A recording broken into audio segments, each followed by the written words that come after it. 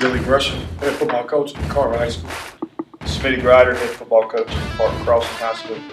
Tyler Rogers, head football coach at Robinson High School. Lee Carter, head football coach at Jefferson Davis High School. Martin Cunningham, Sidney Junior High School.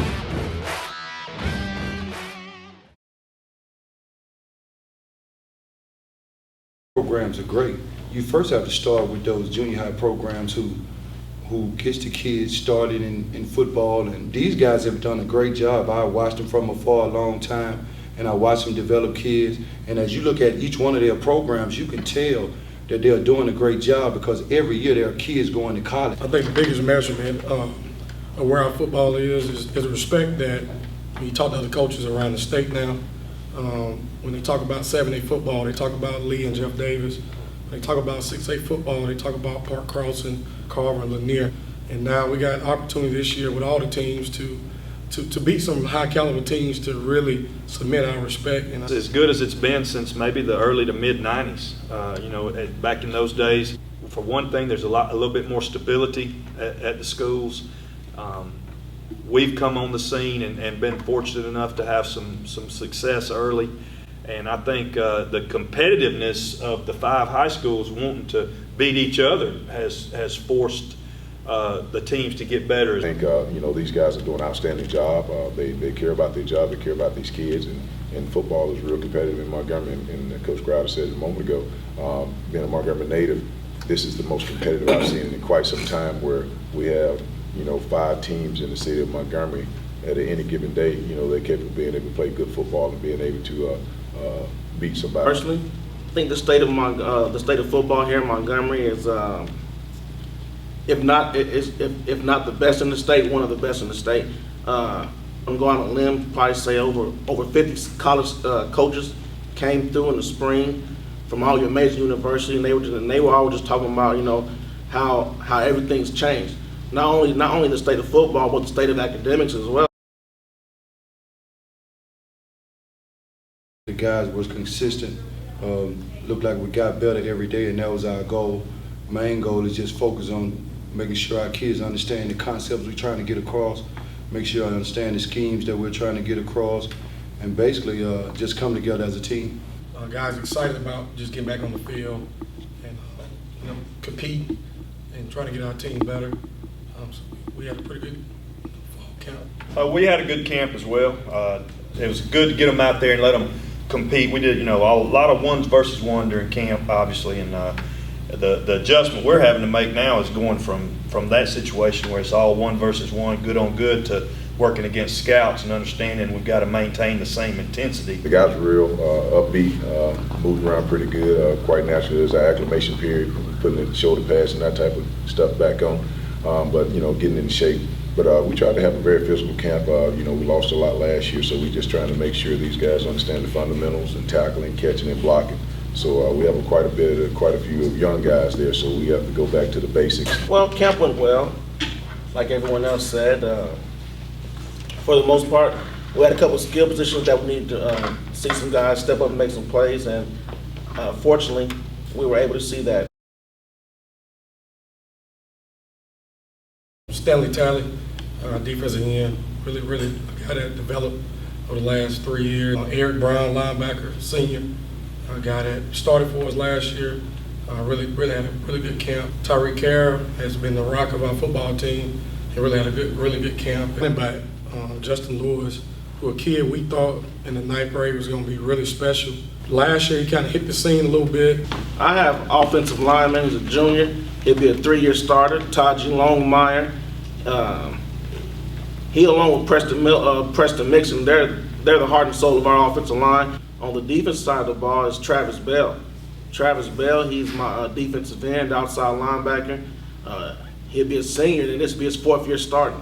Last year he was doing great things, and game 4 he tore his meniscus, so he never really bounced back from that. But a healthy Travis Bell is a very scary Travis Bell for opposing teams. Marquise Johnson, who's a tight end for us, tight end receiver, 6'3", 220.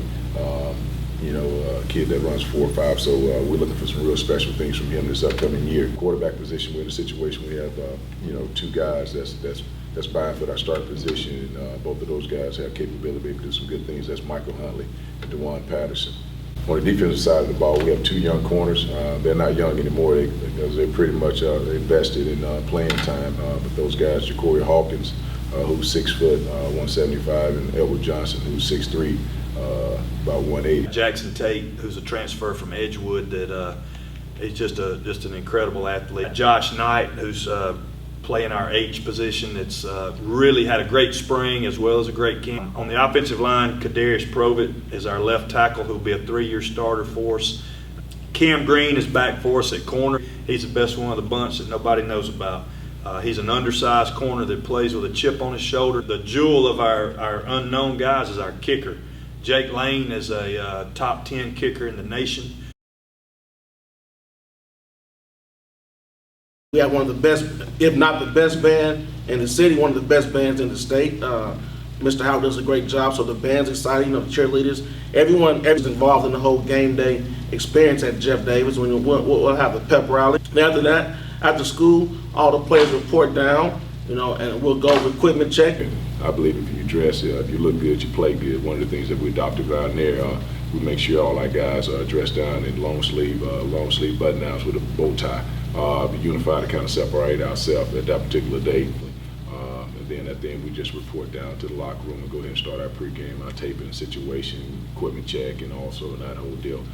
Pretty much after then, just kind of pretty much load up and kind of get ready to head to the stadium and get ready for. We started this last year. They call it the Thunderbird Walk, and what we do, the band, we get like a small group from the band, mainly the drums, and the cheerleaders, and all the classes come out in the hallways, and the team marches or walks all the way through the school. I think it's unique. What I do, and Coach Carter knows this, 2 days before the game, I'm always going to have date night with my wife. I leave practice. Nobody's allowed to call me, text me about anything. Kind of unique for us.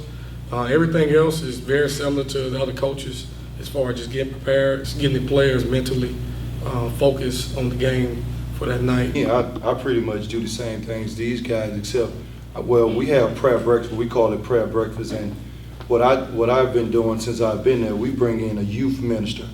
I try to bring in a guy who's around their age or maybe just a little older than them, so that they can have an understanding that there are people in the world who just do not play football. They do other things.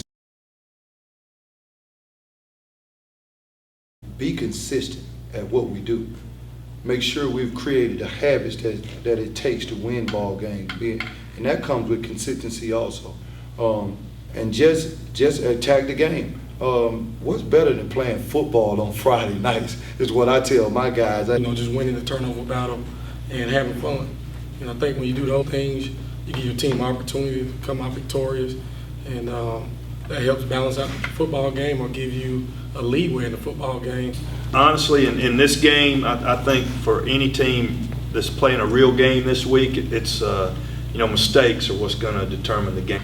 Big time game in a big venue, so there's going to be a lot of intensity in the game, and that leads to mistakes. And I think the team that makes the fewest mistakes is going to be the team that wins. I think one of the biggest things for us is being consistent, making sure. I tell these guys all the time, we're not necessarily we need to concern ourselves with us. We don't need to worry about the opponent that we're playing, because they're over there preparing. They're good football teams. They're going to be preparing the best way they possibly can. We have to worry about ourselves and be the best possible elite football team we can. And that's also, along with those different components, making sure we take care of the ball. The biggest thing for us is being handling adversity and being consistent in what we're doing. Oh, well, I've been telling my team since, I want to say since the spring, broke it down to 3 things. We got to stay disciplined. We got to keep our composure. We got to make adjustments. I think in every football game, those 3 things come into play, but just the composure. I have a staff full of Alabama State guys. Most of the guys on my staff I played college ball with. When we came in, it was always the talk of a stadium being built right there where it is, where the new ASU Hornet Stadium sits today. It's going to be special, but we have to keep our composure.